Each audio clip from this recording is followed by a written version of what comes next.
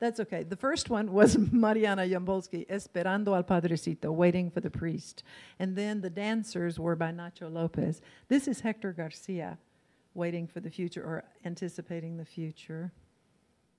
And this is another Hector Garcia, Boy with Machete. Rodrigo Moya was a little younger than most of the other, than Nacho and than the others. He's still living. He's the only one. Well, actually, Hector Garcia is still alive, too. This is El Pistolero, Monumentos de la Revolución, and can we go back? Nope. Oh, well, never mind. The Monumentos. Rodrigo did a lot of war photography during revolutions throughout Latin America, and so he was ready, kind of on the spot, to take and loved the many demonstrations that were available to him in Mexico City over the years. The younger generation include Marco Antonio Cruz. This is one of his, a Holy Week ceremony, just amazing. And this is his Niño Ciego y Serpiente de Fuego, the blind boy and the fire serpent.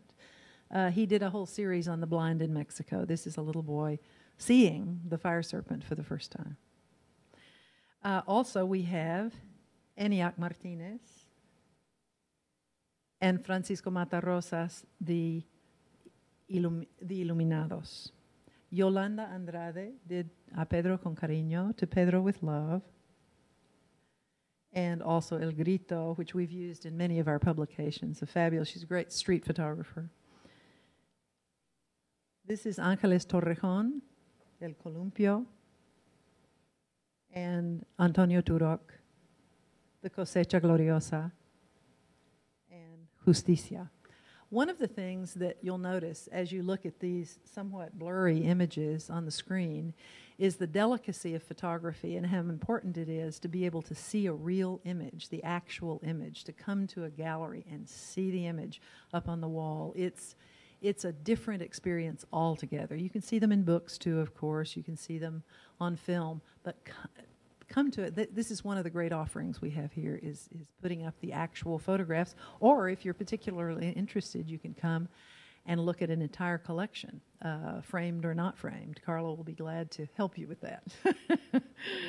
Anyway, there's always been an elaborate and complicated brotherhood among Mexican artists in many genres: literature, architecture, music, filmmaking, visual art, but perhaps none more elaborate than that of the community of photographers.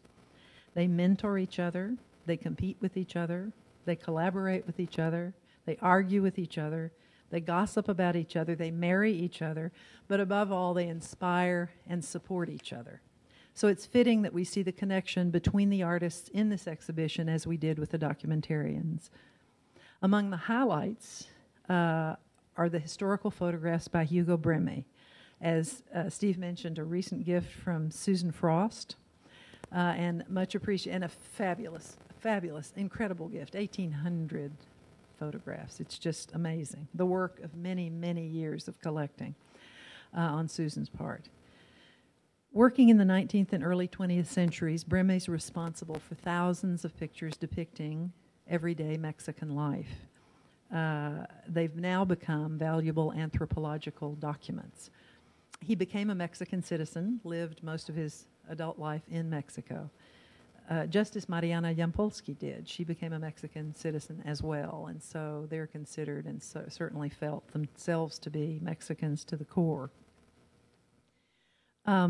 One of the, let's see, we have, this is one of the Breme photos, a baile popular in the Desierto de los Leones. The Desierto de los Leones is up above Mexico City in the mountains.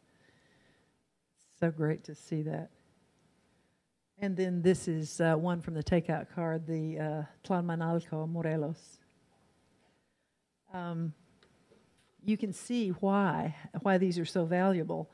And you can imagine, a costume designer for a film would really want to go to school on these pictures, because just the everyday aspects of life that they show.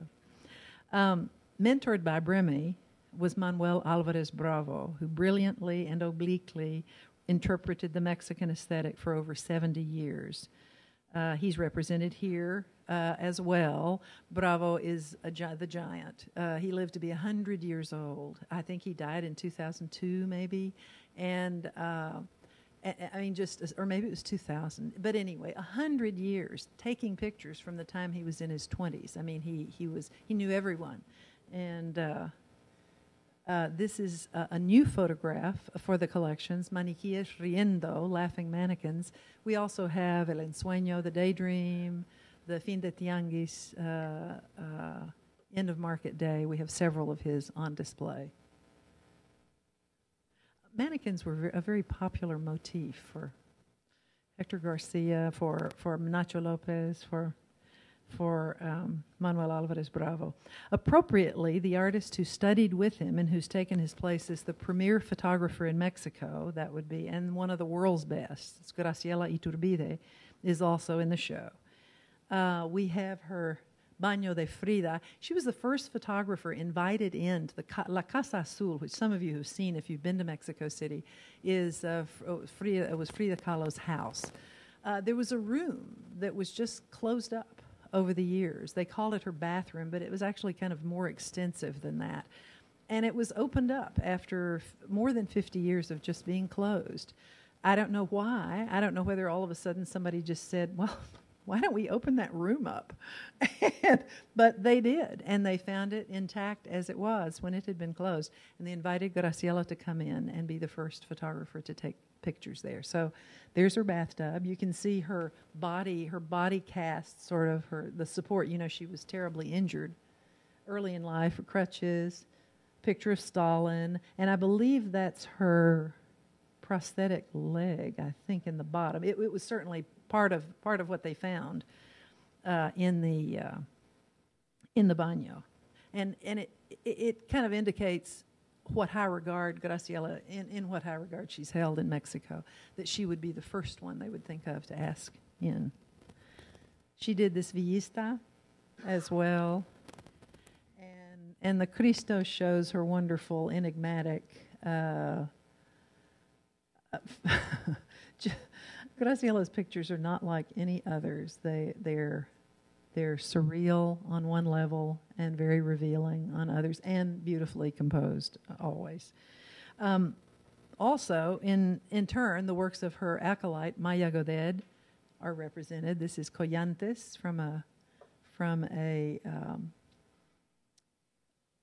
group of people in Guerrero who are descendants of African Americans. Of Africans, and who live on the beaches there. She did a series in the 70s and the 80s on those. Tina Modotti and Edward Weston are represented with just a small photo.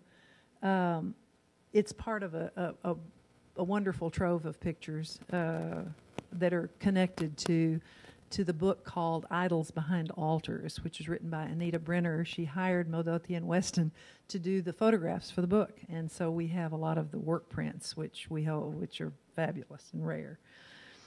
Also, we have Henri Cartier-Bresson. This is one of a very famous image of prostitutes in the Cuauhtemoc Scene Street. This was during his tour of Mexico in the 30s. He came back in the 60s and took other photos. We also have some of those. We also have a wonderful one of his that he took in New Mexico.